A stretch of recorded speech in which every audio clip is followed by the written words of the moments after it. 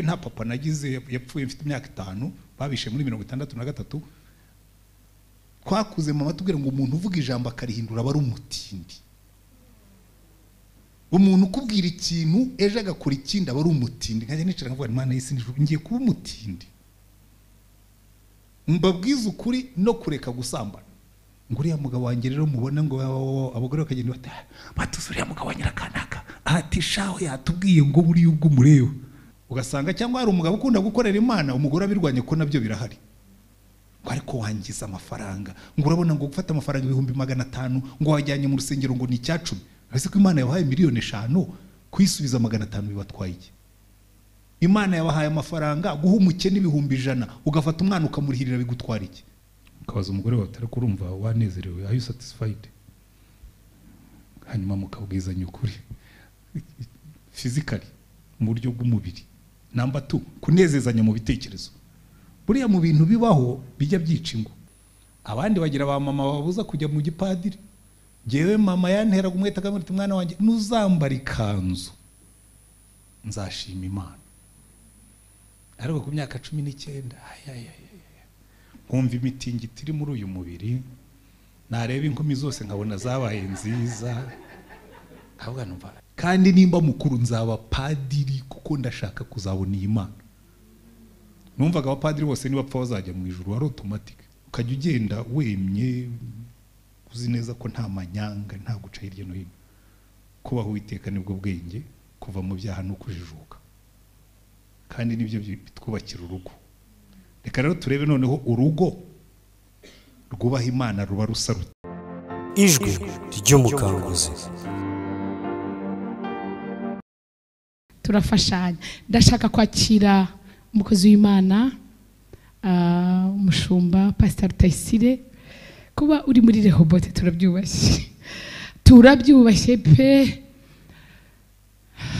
Musi mpura nawe gutya imbona nkubone twari tugiye kujya muri anniversaire y'umwaka. Arambona ati se ko mbona uri inzobe ukaburi na pasteri ntinuko bimeze. Ambwira ijambo rimwe arambwira ngo uzace bugufi n'ubundi Imana izaguha icyubahiro. Ndambwira ngo nsuka hayo mavuta yo guca bugufi no ese babigenza bategeye ntago ibyo ubupasteri ndabimenyera. Nkunda cyane ukuntu aca bugufi.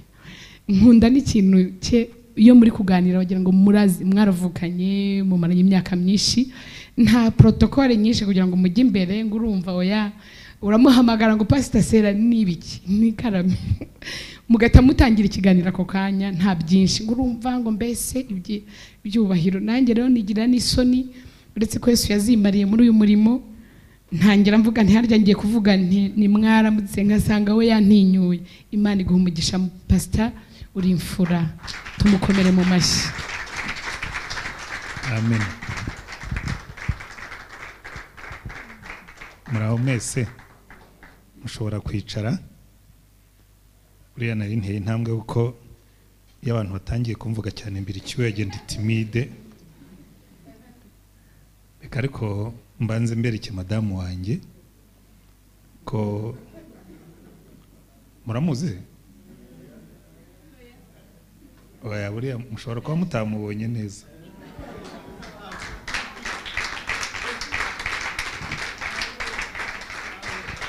Oya nazi hano abahariya ntabwo bamubonye.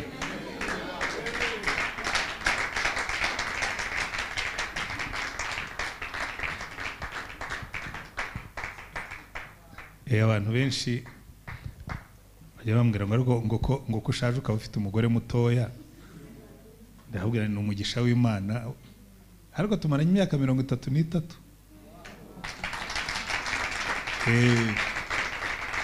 Kuriya rero nubona umugore w'umuvugabutumwa waje guhinduka umupastori bamaranye imyaka 33 nimuhurira mu nzira ujye umwubaha.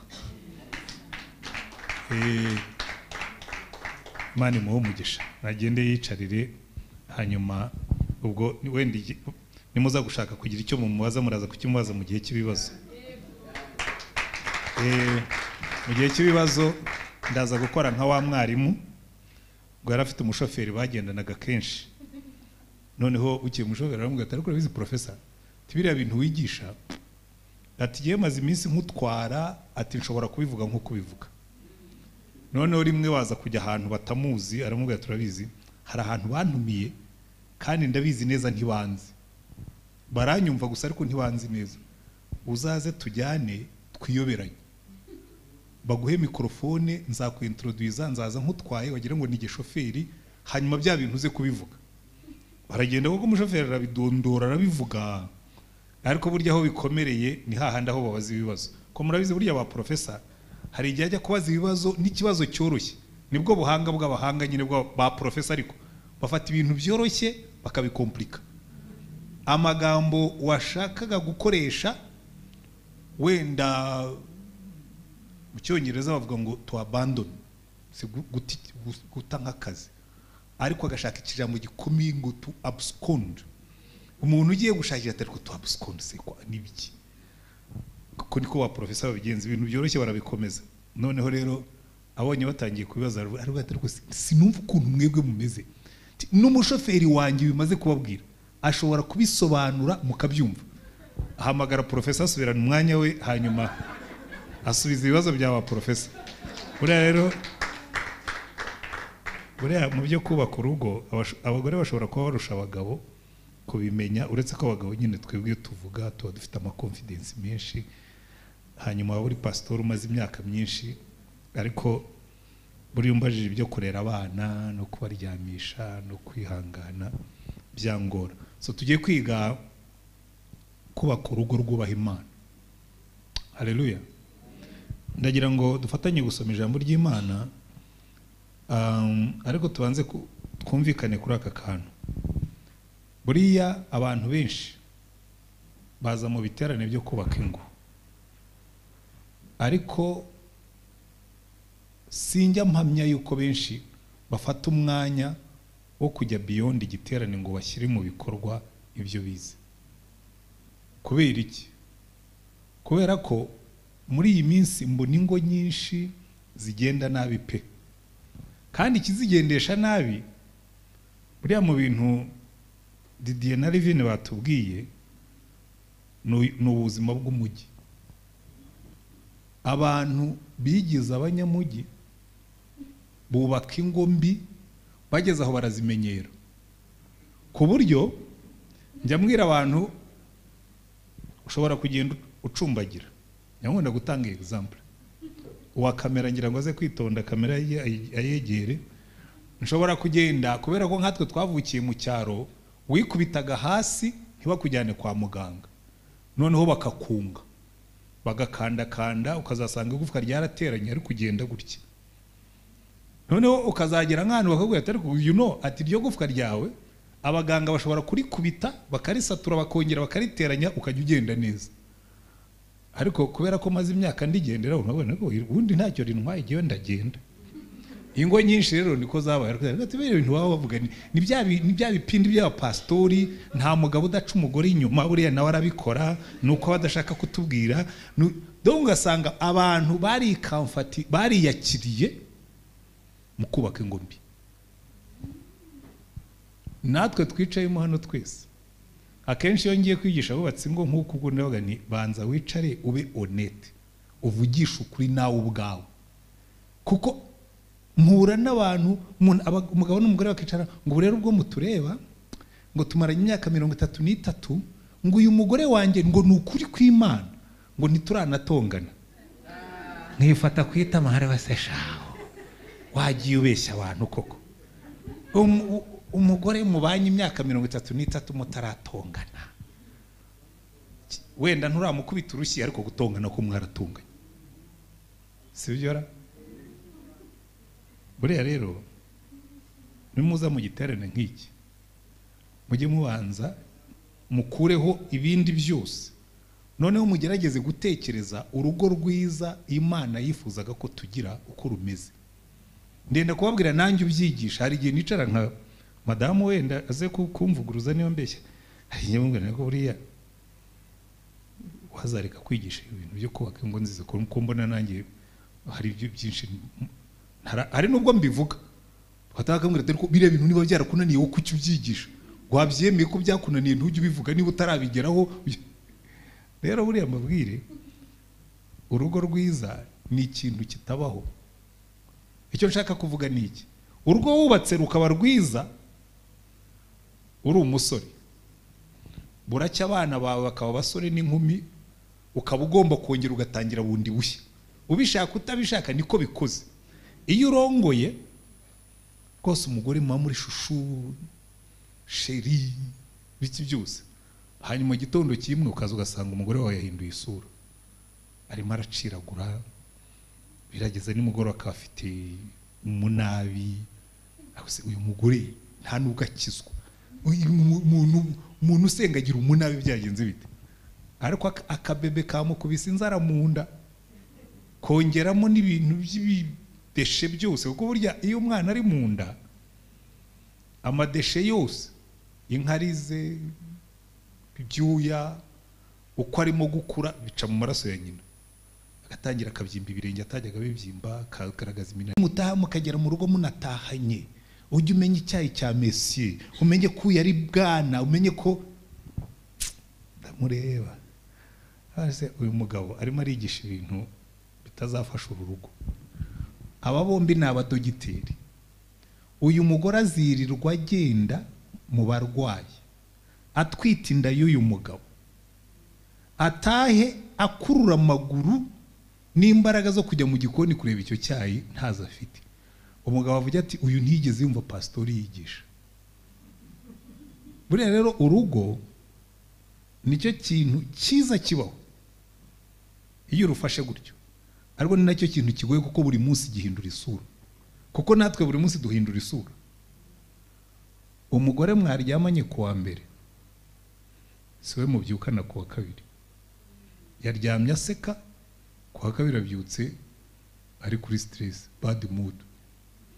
Kandi n'umugabo natwe ni kimwe, naryamye meze neza bucya mu gitondo sinzi ahantu stress ziva zigatumanaho, ukibuka yuko hari ibyo bini, ukibuka ko hari na biriya ni, ukibuka mu gitondo wabyuka ugasanga ukambije agahanga, ubwo urugo rukaba ruhuye n'ikibazo.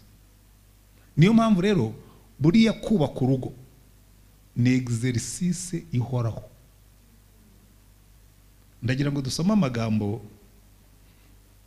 dusanga mu Migani igice cya 24, kandi ubwo natangiye kwigisha ngeze hagati.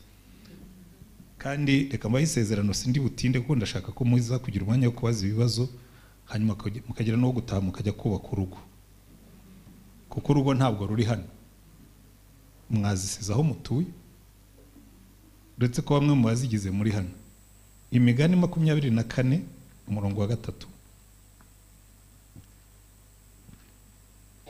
Hanyuma ibindi ndabivuga nihuta. Haravuga ngo 24 umurongo wa 3, ubwenge nibwo bwubaka urugo kandi rukomezwa no kujijuka. Ahageze Imigani 24, proverb. Ubwenge nibwo bwubaka urugo kandi rukomezwa no kujijuka. Kumenya niko kuzuza amazu yo muri rwo ibintu byose by'igiciro cyinshi n'iby'igikundiro. Hano Bibiliya yatubwiye ngo ubwenge nibwo bwubaka urugo, ngo ariko ngo rugakomezwa no kujijuka. Iyo usubiye inyuma rero ukareba muri Bibiliya uko Bibiliya idefinisa ubwenge, siko twebwe tubudefinisa. Inyito y'ubwenge muri Bibiliya itandukanye n'inyito zacu. Bibiliya iravuga ngo mwana w'umuntu, ngo dore yakumenyesheje icyiza icyo ari cyo, ngo dore kuva mu byaha nibwo bwenge, kubaho Uwiteka niko kujijuka. Amen. Hano bakatubwira rero ngo ubwenge nibwo bwubaka urugo, ngo kandi rugakomezwa no kugira gute, no kujijuka. Kandi Imana ikakubwira ngo kubaho Uwiteka nibwo bwenge, kuva mu byaha niko kujijuka. So ibyo bintu bibiri nibyo byubaka urugo. Ubwo urugo rwubaha Imana naho rutangirira kukubaho Uwiteka no kuva mu byaha. Namaze igihe kirekire mbitekereza no ariko kuki Salomo yanditse aya magambo, nza gusanga ari byo. Ingo zisenywa n'ibyaha.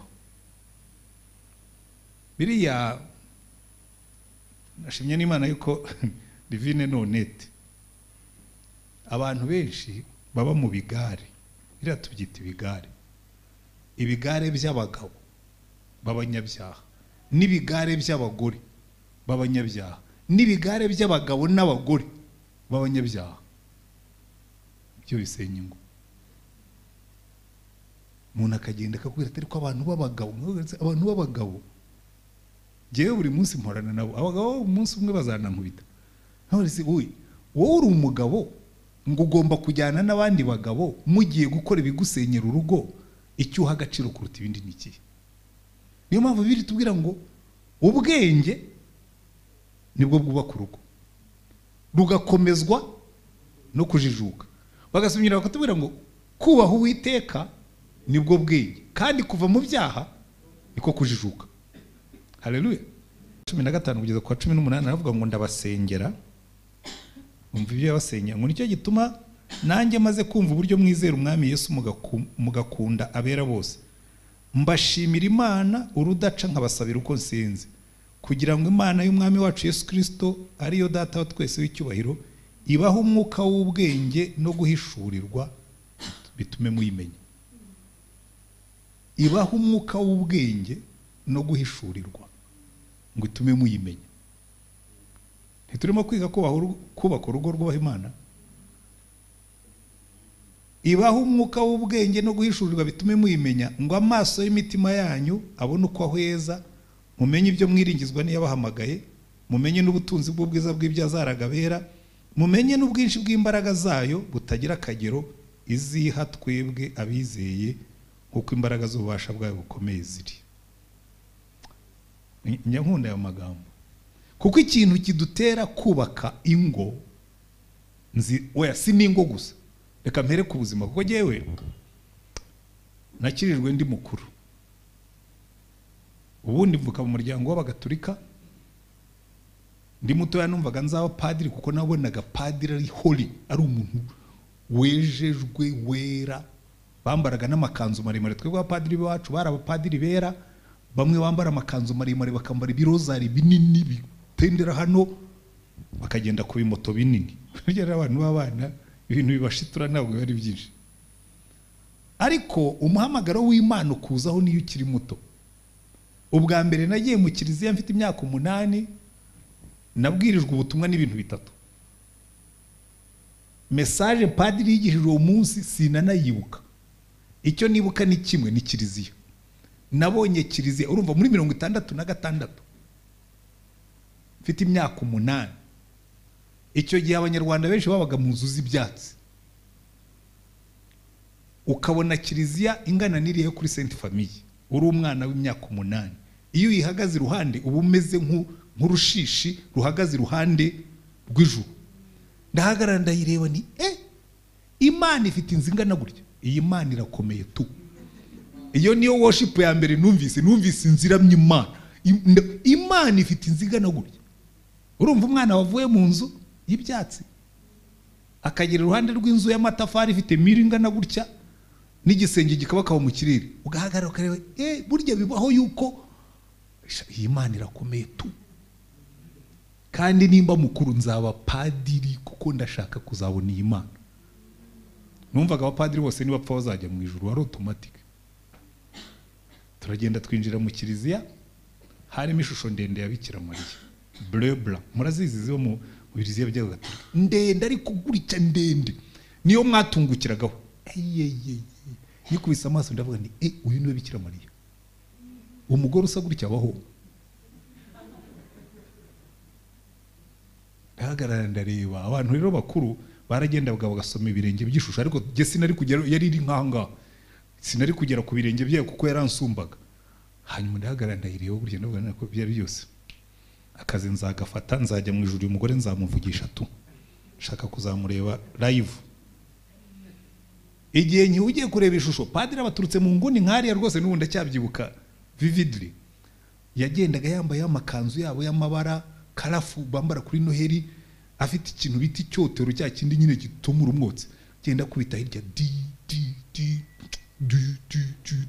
abana bamuri imbere, yakubita icyotero bagakubita utuyogera, bagatera intambwe bagakubita utuyogera. ndabona kabisa kariya nakazi nakabonye nintazunguza kiriya kintu ngo nambara ari amakanzu kizaba ari igihombo cya burundu. Ibyo byadifayininze aho nize kuko narabikomeje ibyo bintu bitatu. No hejuru abana bari kuri hejuru kuri balkoni ku gasenge niko bakihitaga. Ubwo igihe padre mu numva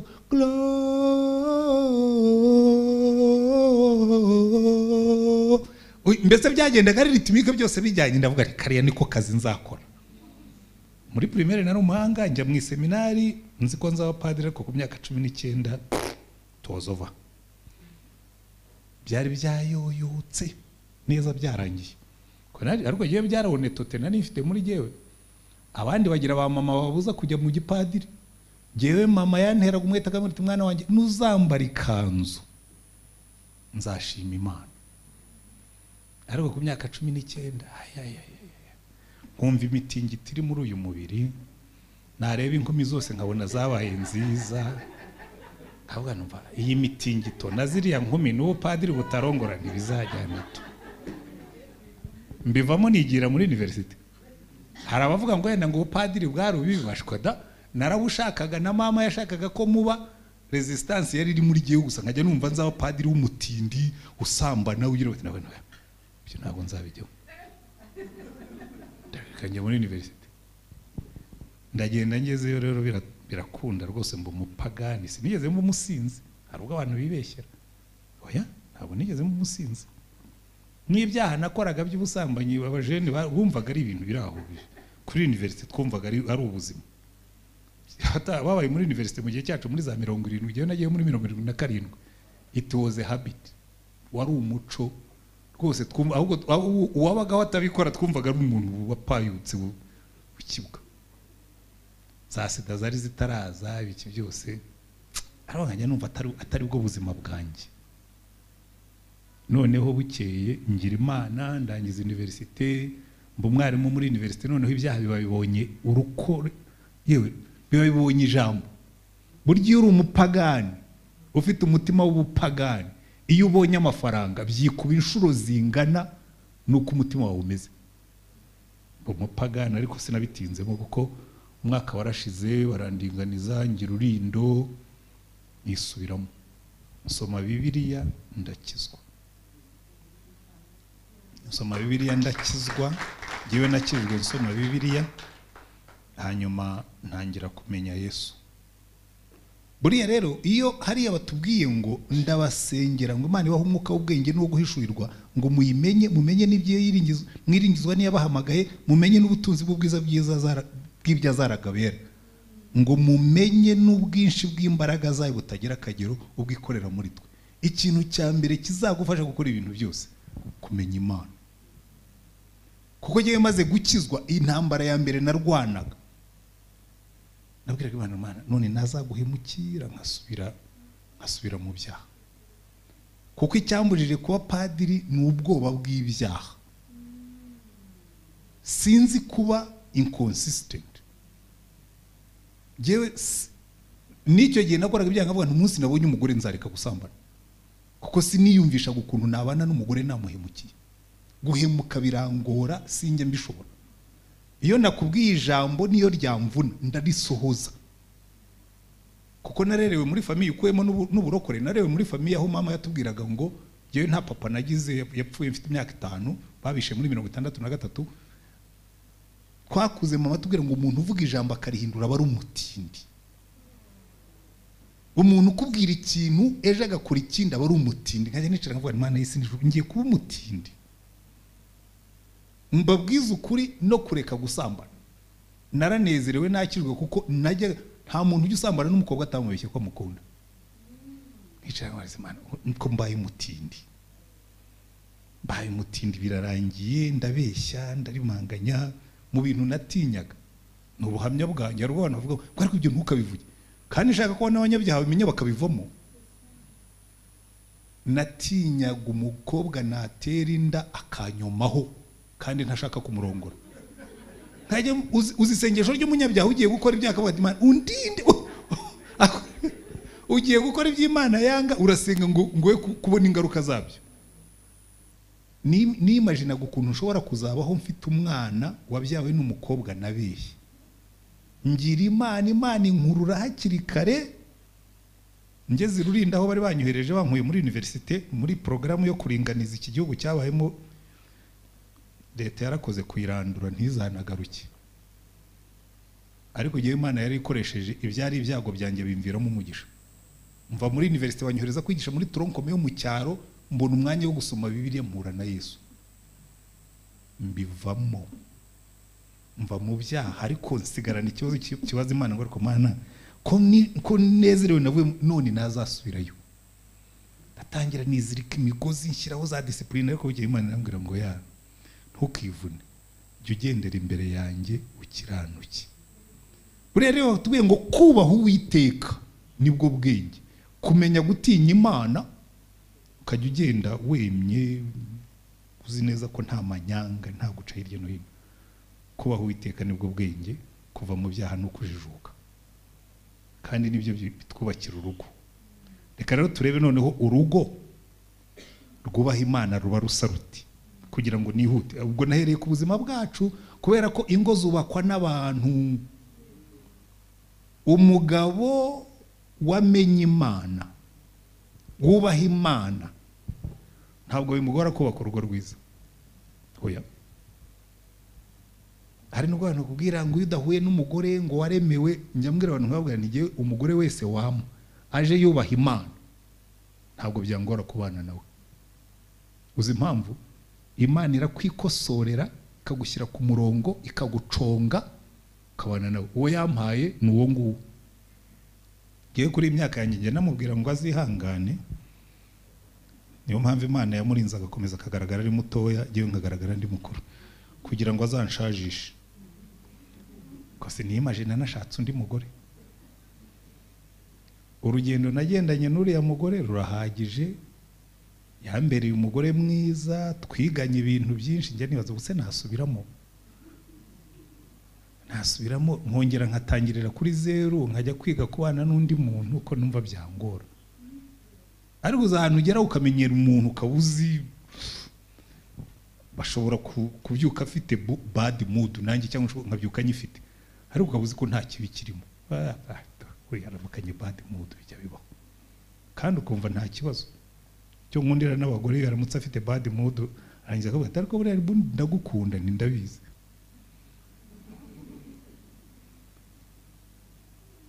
Kandi nanjye njya mbyuka nyifite. Baze mwebwe cyakora mwebwe ndabona muri beza mushobora mukaba mutajya mubyuka. Ariko umuntu mumaranye imyaka nibura hari ikintu kimwe ubuzi, niyo yaramuka afite stress cyangwa bad mood ntabwo ushidikanya ko agukunda, ubu bizi. Ibyo yakora byose jewe rwose mba mbizi.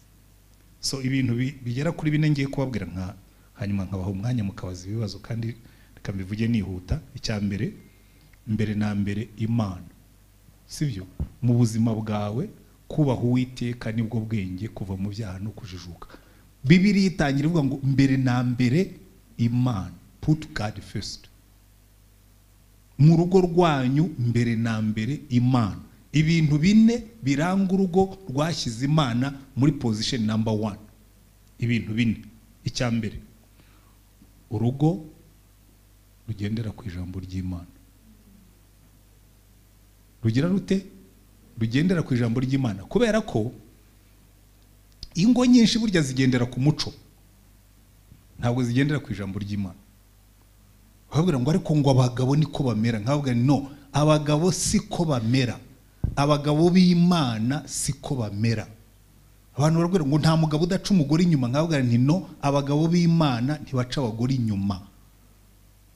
Abantu benshi bagendera ku muco, njya numva n'abapastori babyigisha, nkavuga nti pastori ibyo bintu urimo kwigisha ni umuco, ntabwo ari ijambo ry'Imana. Ijambo ry'Imana ngo urumva rero madamu ngo nutisiga parufe, ngo usase neza, ngo uteke neza, ngo umugabo ashobora kugenda. Nkavuga nti umugabo wubaha Imana ntagenda, niyo wateka bigashirira, niyo wakwisiga amavuta adahumura neza, niyo utanisiga ukanuka icyuya.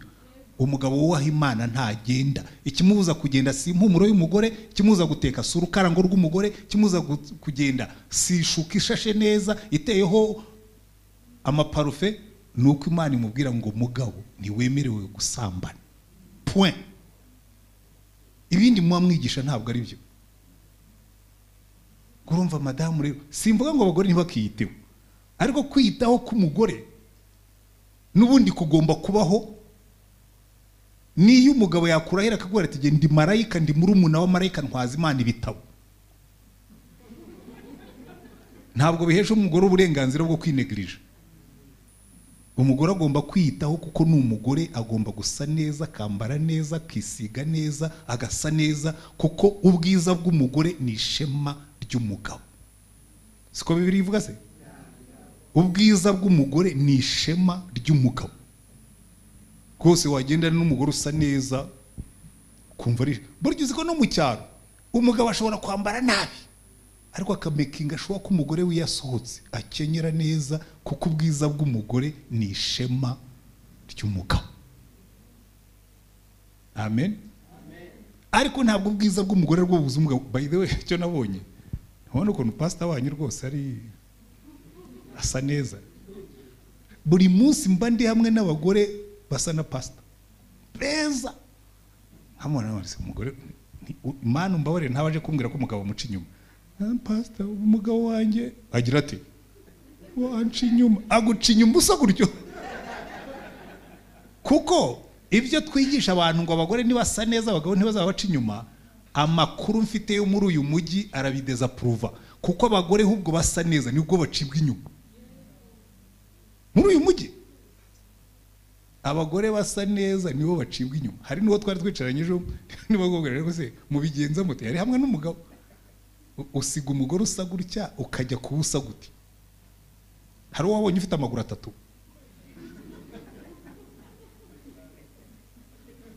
Abagabo bazamana mwazambwiye wenda afite amaguru 3, navuga ni kame mu yingo afite specialite, afite igitsina, afite na rizavu rudo sokuru. Ariko umuntu njya mbyiba ni muri bato, reka mbwira bicaye mu hano ngaho nimuhindukire murebe abantu mwicaye mu hano, muri bato kandi muri beza.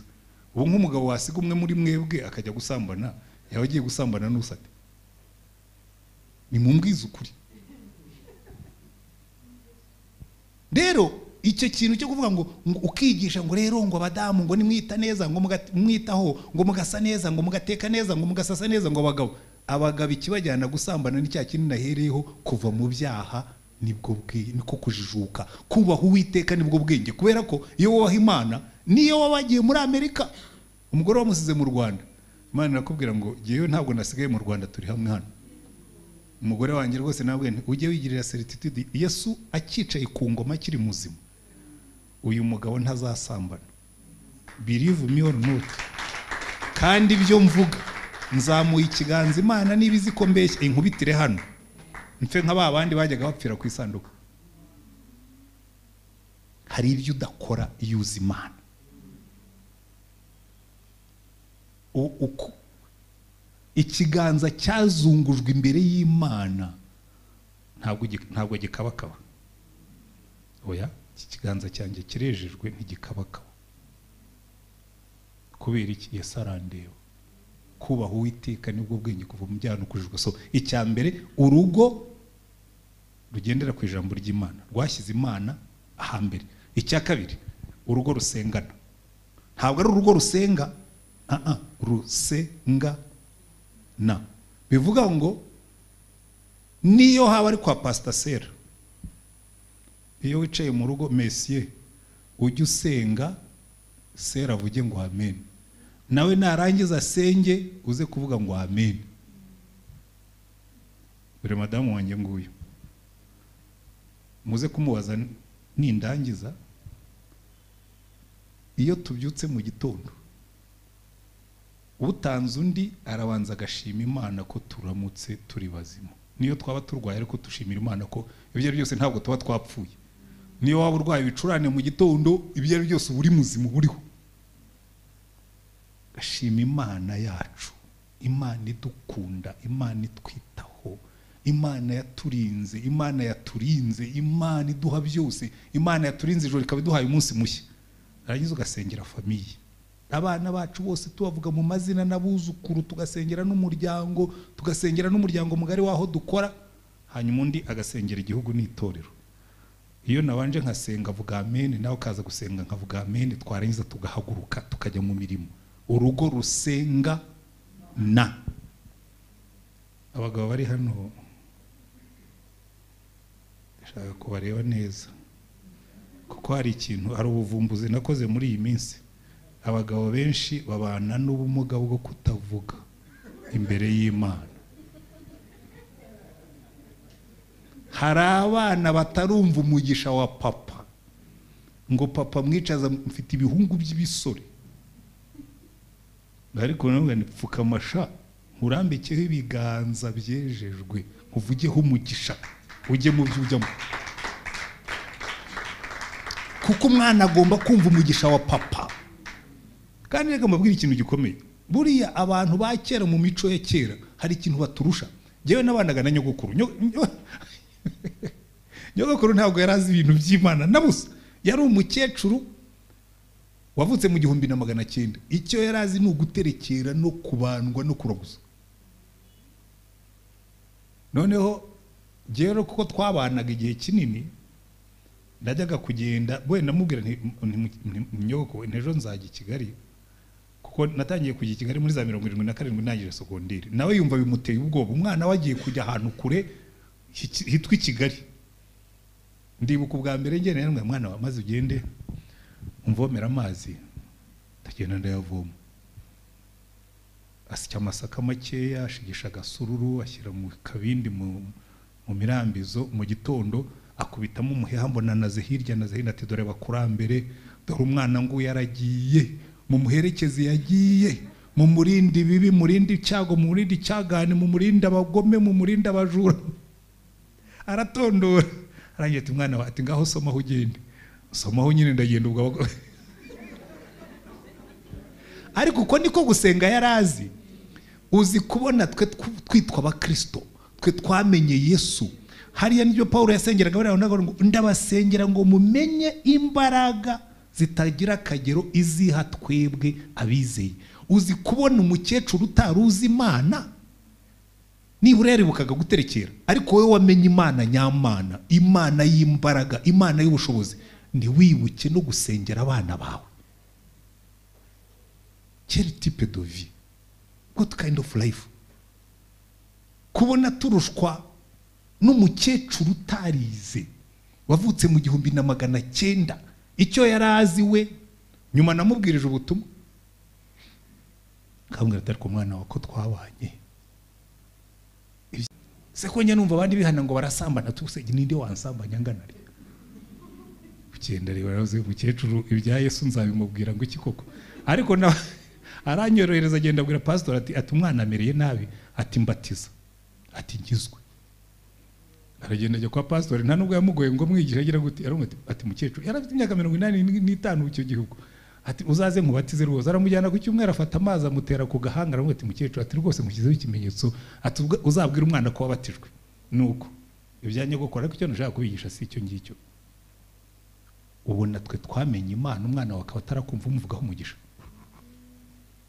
Uyu munsi mwihane, utarabikora atangire kubikora uyu munsi. Ubyuka mu gitondo, Mana babana banjye ubarebe, ubarinde, ubaherekeze mu byo bajyamo byose, ubavugeho umugisha, kuko ni we muvugizi w'urugo rwawe. Papa, daddy, urugo rusengana. Reka twihute, ndabona natangiye korondogora abasaza tugira ingeso mbi.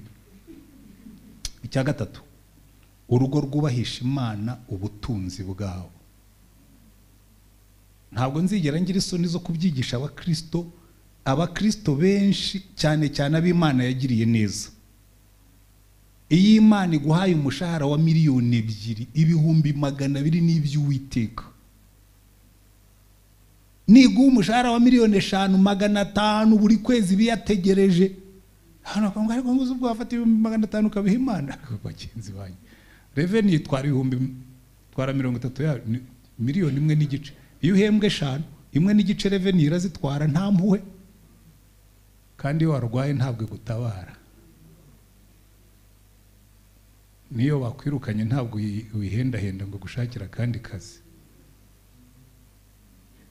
uracuruza ukunguka.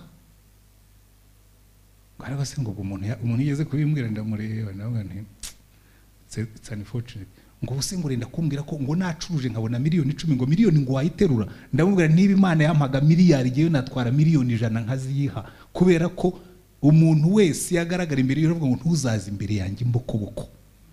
Umuryango wubahisha Imana ubutunzi bwawe. Umugore wanjye nguyo, twebwe twabigize umuco. Ngiye nigiye utwara icyacumi bareba ko nakijyanye. Nigiye uhagarariye umuryango ni na Rwanda Revenue nigiye yisoresha ku bipapuro bye. Ubundi ikibanza turagifatanije 50-50, ariko iyo bagiye gusoresha basoresha Rutayisire Ati nigiye ufite team. Niyo twatinze gusora nige bandikira n'imbere y'Imana nuko bigenda abagabo. Imana ijya kukugira umutware w'urugo nivyo. Abantu bakubita umuturage bakabibaza president ngo hari umuturage bakubitiye ngo Rusizi, president wa Republika kwa Kigali mu mubazi by'umuturage wapfiriye Rusizi bita, ariko kuko ari president wa Republika agomba kubimenya. Abanyamakuru bakabimubaza ari Londres bakamubwira ati umuturage twumvise waguye Rusizi. Kubera iki? Kuki ari we babibaza? Nuko ari we nyiri igihugu, ni uzwi. Natwe Imana igomba kubitubaza kuko nitwe yashyizeho ngo tube imitwe y'urugo. Nubwo abagore basigaye babiduteraho, ariko ni hahandi Imana ibyo yavuze nibyo kuri. Yesu ni umwami w'urugo ukaba umutware warwo, sibyo? Ariko burya kugira ngo ubutware bwawe bukomere nuko wumvira umwami nyir'urugo. Nimubone ngo nyinshi ziho bagira burya no kubera ko iyo umutware atumviye shefu n'ingabo ze ziramusuzugura. Dawidi yajyaga avuga ati ndashimira Imana itera abaturage kunyubaha. Yabwiye Mikaya aramubwira ati bariya baje n'abagaragu wavuze bazanyubaha, je nzaramya Uwiteka abateremo kunyubaha. Kuko Imana yaravuze ngo unyubaha nanjye nzamwubahisha.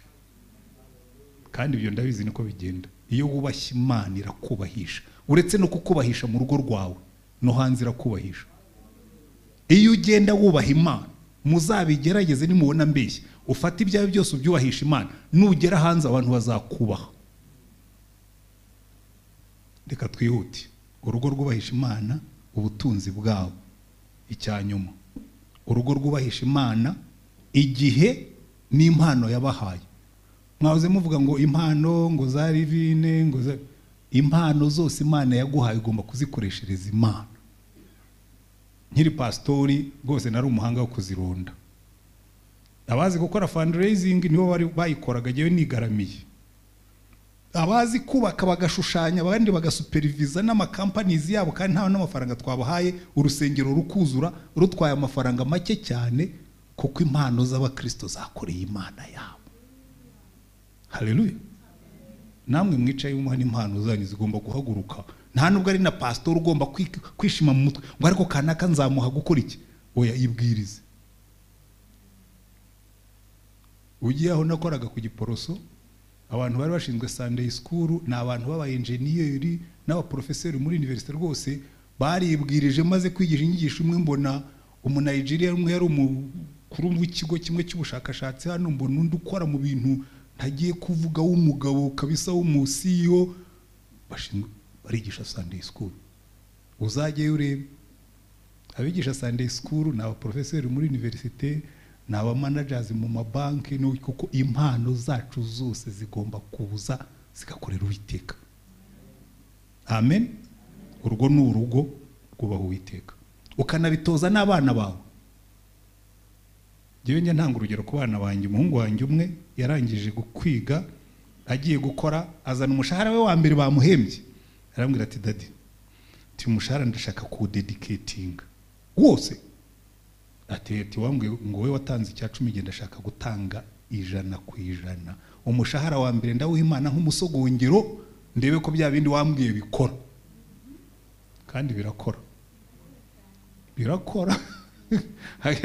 Ejo buri nahoze mbitekereza, ndavuga nari kumenya bya bintu by'abamuhungu byarakoze. Hari ukuntu bikora. Singiye gutanga ubuhamya bwazabwitangira nawe n'abo mukuru. Tujye ku cya kabiri. Cya kabiri cy'urugo rwubaha Imana, urugo runezezanya. Rugira rute? Runezezanya. Kuko buriya inka Imana ire mu rugo sinzi abinjemo. Imana ire mu rugo yitegereje umuntu, iramuhamagara, irema ibintu, irema imbogo azita amazina, irema inka azita inka, irema intama azita intama, irema ihene azita ihene. Ariko Imana iramureba iravuga ngo ariko uyu mugabo hari ikintu kirimo kuburamo, ntabwo anezerewe. Iravuga ngo si byiza ko uyu muntu aba wenyine. Mwari mwabibona, umuhungu arazamuka akiga akarangiza, agashaka akazi akakabona, agasevinga amafaranga, akagura ikibanza, ariko ukabona ntanezerewe. Kubera iki? Hari icyo Imana itaramuha. Urugo runezezanya. Nubona mu rugo rwawe nta munezero uhari, nta rugo ufite. You've missed target number 2. Urugo rwubaha Imana ruranezezanya, ugahora ushaka umunezero wa mugenzi wawe, nawe agashaka umunezero wawe. Sibyo? Ntabwo ari abagore bashaka umunezero w'umugabo gusa, ahubwo abagabo bagomba gushaka umunezero w'umugore kuva kuwa mbere kugeza ku cyumweru, ariko n'abagore bakabigenza bityo. Kandi rimwe na rimwe murabyica, kuko kunezezanya biba kuri nivo enye. Muzikurikire muraza kumenya wenda aho bipfira, mujye munabigenzura. Namba tugomba kunezezanya mu buryo bw'umubiri, ko ni nacyo cyoroshye, ukanezeza umugore wawe physically. Ntabwo ndi bujye muri detail kuko sinenda kubigisha isomo rirerire ry'imibonano mpuzabitsina n'ibindi, ariko bigomba kunezezanya. Ntabwo bigomba kuba selfish ngo umuntu yinezeze narangiza asinzira. Mugomba kunezezanya. Ukabaza umugore wawe utari kurumva wanezerewe, are you satisfied? Hanyuma mukabwizanya ukuri physically mu buryo bw'umubiri. Number 2, kunezezanya mu bitekerezo. Buriya mu bintu bibaho bijya byica ingo, gusuzugurana mu bitekerezo, umuntu agapfobya undi. Ngupfafurema ngo nk'ibyo bintu uvuze urumva bifite ubwenge. Ari abagore barabivuga n'abagabo barabivuga.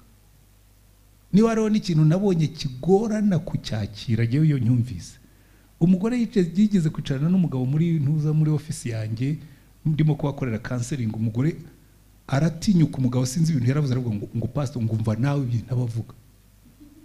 Ndavuga nese bagenzi ba, niba avuga gutya imbere yanjye, ubiyo bari bonyine bigenda bite gute? Ntuzigere upfobya mugenzi wawe under any condition. By the way, nujya no gutanga ingero mbi, niwumva abantu bavuga ibintu uzabimubwire mugiye umubwire uti ntumvise ukuntu banegura abantu batitaho, noneho wisubireho nawe ujye witahukanya utazankoza isoni. Ariko ntuzabimubwirira aho ngaho. Ujye wirinda gupfobya mugenzi wawe, cyane cyane muri public, ariko cyane cyane abagabo. Niba hari ibintu bibaho badamu, kandi mujya mubibwira abandi bagore ikintu mutazi, ibyo wabwiye abandi bagore buryo wabishyize ku karubanda. Nguriya mugabo wanjye rero mubona ngo abagore bakagenda bati batusuriya mugabo nyirakanaka ati shaho yatubwiye ngo buri ubwo mureo ngo ni nta kigenda. Buryo wagihushije ibyo bijye bibi bijyanyu hagati yanyu. So kunezezanya mu marangamutima, amarangamutima, emotions. Buriya rero bagabo muri hano, aba bagore banyu bagira amarangamutima, naza ashaka kukubwira amarangamutima ye, ujye wambara agapfukamunwa, utega amatwi akubwira amarangamutima. Niba ari rarire, niba agira gute, ibyo kuba kansara ubyihorere, kuko abagabo benshi dukunze kuba ba consultant.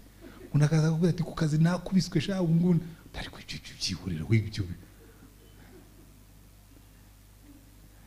Iri kosa nanjye ndarikora kenshi, ku buryo uriya muki wanjye yigeze kumbwira ngo atari ko ntabwo mba naje muri consultance, ntabwo mba naje, ntabwo ari mu bujyanama, mba shaka umuntu ndirira ku rutugu nkamubwira agahinda nahuye nako, wowe ukajya mu bujyanama. Ntabwo ari ubujyanama. So emotions mugomba kuzimanaginga, ntuzipfobye. Iz'abagabo twebwe turazihisha, ariko abagore bakunze kuzishyira ahagaragara, nabyo ni byiza. Icya kane, kuzuzanya mu buryo bw'ubugingo. Buriya niba hari ikintu kigorana, ni ukuba mudahuje mu buryo bwo kubaha Imana. Ugasanga hari umugore ukunda gukorera Imana, umugabo abirwanya. Ugasanga cyangwa hari umugabo ukunda gukorera Imana, umugore abirwanya, ko nabyo birahari. ngo ariko wangiza amafaranga, ngo urabona ngo gufata amafaranga 500,000 ngo wajyanye mu rusengero ngo ni icyacumi. Ese ko Imana yabahaye 5,000,000 kwisubiza 500 bibatwaye iki? Imana yabahaye amafaranga guha umukene 100,000 ugafata umwana ukamurihirira bigutwara iki? Ariko mugomba kubyumvikanaho. Once again aho abagabo tujya tugiramo intege nke tugakora ibintu tutabwiye abagore, nkanjye ndabikora kenshi bikagira n'ingaruka. Cyane igihe ubu ngira ubuntu bushobora no gutiza urugi inshuro nyinshi, nazanye abantu bakaramitiza mu rugo, nanjye nkazabyicuza nyuma ariko narabikoze. Ubundi igihe rwose umpaye amafaranga isi yose yanezerwa. Nge nkunda gufasha abana cyane cyane biga, biba muri jewe, biba muri kamere yanjye, mba numva umwana wiga cyane cyane w'umuhanga namufasha pe. Ariko ntabwo madama ajya mbuza, ariko kenshi abibona nabikoze. Kaza uriya se buvuye ntabwo nakubwiye, ariko cyakora kihangana nyine agapfira muri Nyagasani. ariko burya Imana ihabwa icyubahiro. Icyo nashaka kwigisha nuko mugomba kugendana, mukaba aligned muri ibi bintu byose uko ari bine: guhuza mu mubiri, guhuza mu bitekerezo, guhuza mu marangamutima no mu mwuka. Nagiye igikurikiyeho urugo rwita ku bana, ko burya mukubaha Imana. Kimwe mu bintu muzabona Imana isubiraho ku bintu bijyanye n'urugo. Imana yabwiye Aburahamu icyatumye nkumenya, Itangiriro 18. Reka byinshi mbivuge mu magambo kugira ngo twihute turangize neza. Itangiriro 18 Imana avuga ngo Aburahamu icyatumye nkumenya ngo nukugira ngo toza wo mu rugo rwanjye kunyubaha. Donc ahandi muri Maraki iravuga ngo icyatumye irema umugore umwe ku mugabo umwe ngo nukugira ngo babyare abana babatoze kubaha Uwiteka. Muzitegereze muri Bibiliya hose Imana iteka ivuze umuryango ivuga no ku buryo tugomba kwita ku bana bacu tukabatoza kubaha Imana. Icyo rero ni ikindi kiranga urugo rwubaha Imana. Hanyuma icyanyuma ariko icyo ngiye kurangirizaho, icyubaka ibyo byose kibishoboza: communication, kugira umwanya wo kuganira. Kandi maze kubona yuko ingo nyinshi ziravugana ariko ntiziganira. Harya ninde watangaga kuwa gatandatu ni Sera bakajya kuri restaurant? Reka nkubwire, niba watangaga kuwa gatandatu mukajya muri restaurant, mujye munyuzamo mwe kujya muri restaurant. Nta kintu cy'urugo ushobora kuvugira muri restaurant, ni ku karubanda. Ntabwo umugabo azakubwira ati Sera hari ibintu bimwe ntagishaka, nimva ntihanganiye, kandi mwicaye muri restaurant. Ariko iyo mwicaye mu rugo mugakora communication iri riyo y'ukuri, nicyo cyubaka urugo. Burya Imana niyo fondasiyo y'urugo, ariko cement, sima ikomeza umugabo n'umugore bakaba kole niyo bakijijwe. Nzi abagabo benshi n'abagore bakijijwe usanga batagendana kubera iki? They don't talk, they don't communicate. Communication rero bikamabwira ibintu bine biranga communication insohoze. Icyambere, communication yubaka urugo igomba kuba iri heart to heart, kuvuga ibikuri ku mutima. Kuvuga ibikuri ku mutima. Kuvuga ibikuri ku mutima byerekana ko mutishishanya. Nshobora kukubwira nkabwira rero ibi ngibi simbikunda, birambangamira, simbikunda. Nawe ukambwira utari ko nawe ibi ngibi simbikunda, kuko tufungurirana umutima, heart to heart. Ibi rero communication igora abagabo, kuko abagabo benshi ntidukunda ko batwereka ibyo tudakora neza. Communication kenshi turayikwepa, turayihunga, n'abagore barayihunga, ariko abagabo tuyihunga kurushaho. Niba ingo zitagenda neza zose nabonye ikintu zihuriraho, nta communication ibamo. Haba gusohoka, haba kujya kubyina. Hari umugabo umwe yagiraga umugore bahora batongana, ukenda baza ari uze mubigenza mute ngo mubyare kandi muhora mutongana? Harambwa ati kubyara se byo ntawo bihuriye. Taro n'igihe duhura kugira ngo twiyunge. Communication ntabwo sex ari communication, ni part of communication, ariko burya sex mushobora gukora sex mwana atonganye. Communication ni hahandi mwicara mukabwirana ibiri ku mutima. Icya kabiri kiranga communication yubaka, igomba kuba respectful, kubahana. niba ndimo kuvuga wecece kunyumvi. Abantu benshi bagira iminwa ibiri n'ugutwi kumwe. Ubutararangiza kumubwira akaba yagushubije. Banza wicare wumve ibyo ndimo kukubwira, ubidijere, ubyumve neza. Nibinashoboka kumbwira uti se urashaka kuvuga yuko ibintu bimeze gutya bimeze gutya bimeze gutya, yego niko bimeze niko mbibona. Nurangiza ubitereka rero nanjye nkubwira uko mbibona. Nintangira kuvuga nawe ambara agapfukamunwa wenda mujye mugahererekanya, ako nari nambaye nkaguhereze ugashyireho uceceke mvuge ndangiza. Igomba kubahana, communication yubaka igomba kubahana igaceceka. Ibi ndabivuga kubera ko hari abantu benshi bajya baza kundeba nkakora akazi ko gucecekesha. Umugore yatangira kuvuga, umugabo yatangira kumuca ijambo nkawe we ntabwo naguhaye ijambo, reka banza arangize. Kandi ikintu kintangaza nubwo nanjye mbikora, hari igihe iyo nganira na madamu hari igihe nisanga nanjye ndimo gukora ayo makosa njya mbuza abandi. Nkacecekesha, nceceka nkubwire, atoya reka mbanze mvuge. Mureke avuge arangize. Sibyo? Number 3, ntimuzagira ibyo musiga inyuma. Communication yubaka ntabyo isiga inyuma. Wari wabona umuntu warwaye isesemi muri tagisi, uretse ko ujya ubona za tagisi zigenda zizigizaga, mwagera nko muri Nyungwe abantu bamwe bagatangira kuzamura. Iyo bitashizeyo ntabwo isesemi ishira. N'ibindi ni kimwe, mugomba kubivuga byose bigashiramo, mukezinda.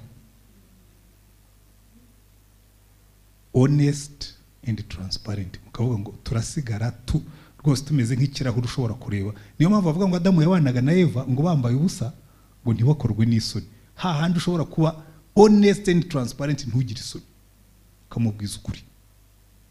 Icyanyuma kinakomeye, communication nyakuri igomba kuba conclusive. Buri kibazo cyose mwize mugomba kugifatira umwanzuro, ntimugisige kitendetse mu kirere. Ikibazo cyaraye hagati y'umugabo n'umugore ucya cyabwaguye, kikanahamagara na ba nyirabukwe na ba sebukwe bakaza guhemba.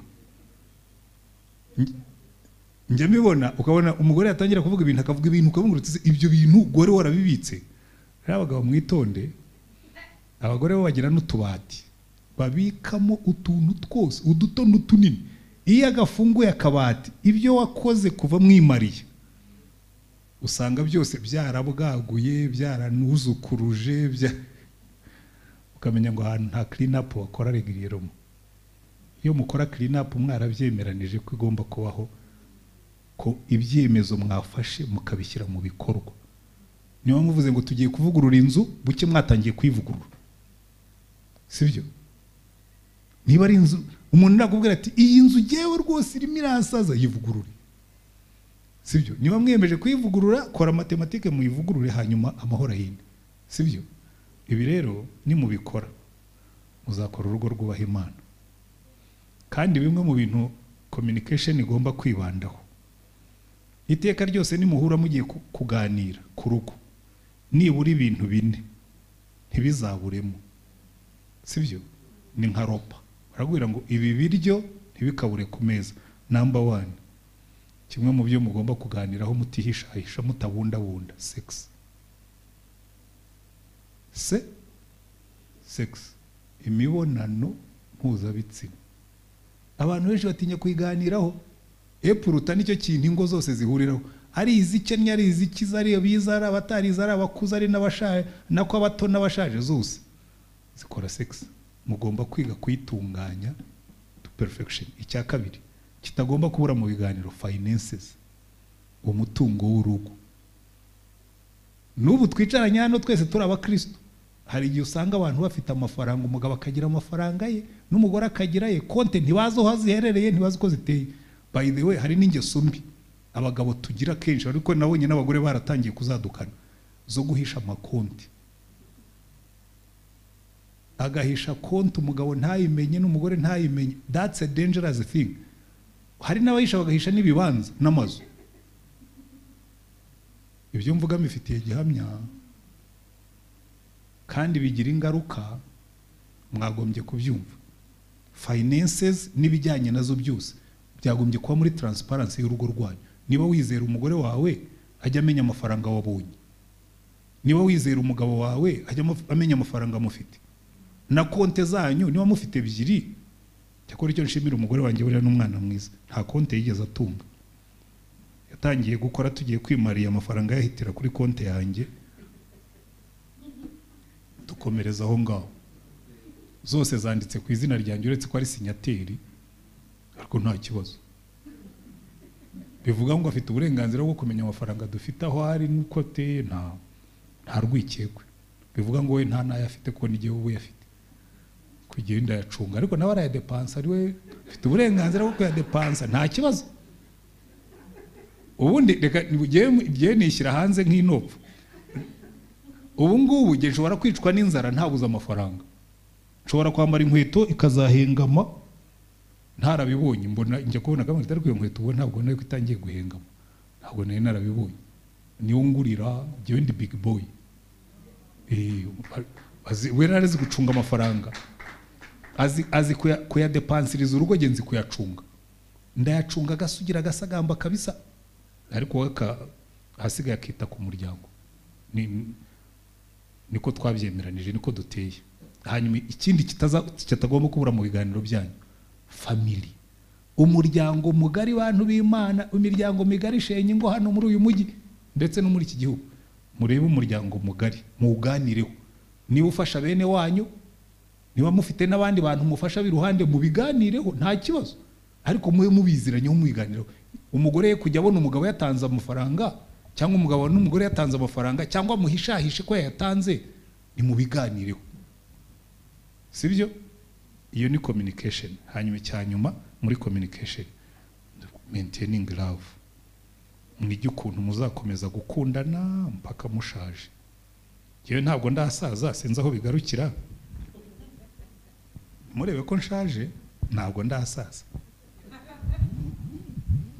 Nigeze kwigisha abajene amayanga couples aho twari ku rusengero, barambwira ngo muri ibingibi bine ngo igihagarariye umuntu ashaje ni iki? Ni ntacyo nzi. Ngo kiriya cya mbere se ko batubwiye yuko nubwo sindahagera.